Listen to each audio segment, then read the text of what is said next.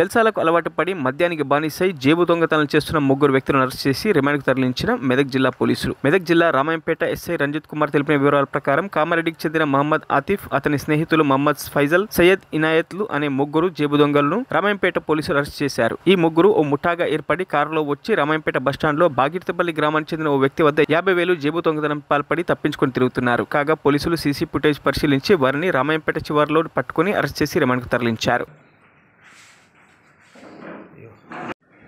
23వ తారీఖు నాడు ఉదయం 11 గంటలకు బగిర్తపల్లికి చెందిన ఒక వ్యక్తి తన ఇంటి అవసరాల నిమిత్తం బ్యాంకులో లోన్ తీసుకొని 50,000 రూపాయలు లోన్ తీసుకొని తిరిగి ఇంటికి వెళ్తున్నాడు.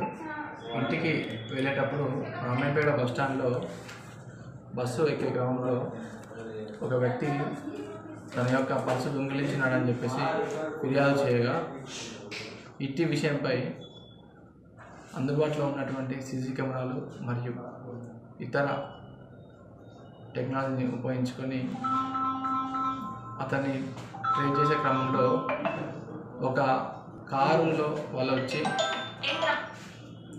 ఆ కారులో ఒక ముగ్గురు వ్యక్తులు వచ్చి ఇట్టి పిక్ పాకెటింగ్ చేసినట్టు మాకు విచారణలో తెలిసింది. ఈరోజు హైవే మీద పెట్రోలింగ్ చేసేటప్పుడు ఒక నూర్ఖాన్ డాబా వద్ద ఆ కారు నిలిపి ఉంటే అందులో ఒక ముగ్గురు వ్యక్తులు ఉండగా వారిని విచారించగా అందులో ఒక వ్యక్తి పేరు మహమ్మద్ ఆతిఫ్, ఇతను కామారెడ్డికి చెందినవాడు. ఇతనితో పాటు అతని యొక్క స్నేహితులైనటువంటి మహమ్మద్ ఫైజల్, ఈ ముగ్గురు కూడా ఒక బృందంగా ఏర్పడి వీళ్ళు ఇట్టి దొంగతనం చేసినారు. ఇందులో మహమ్మద్ ఆతిఫ్పై గతంలో కూడా దొంగతనం కేసులు ఉన్నాయి.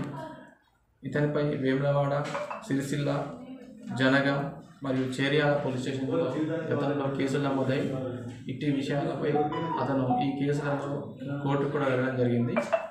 సో ఈరోజు అతన్ని రిమాండ్ చేస్తున్నారు.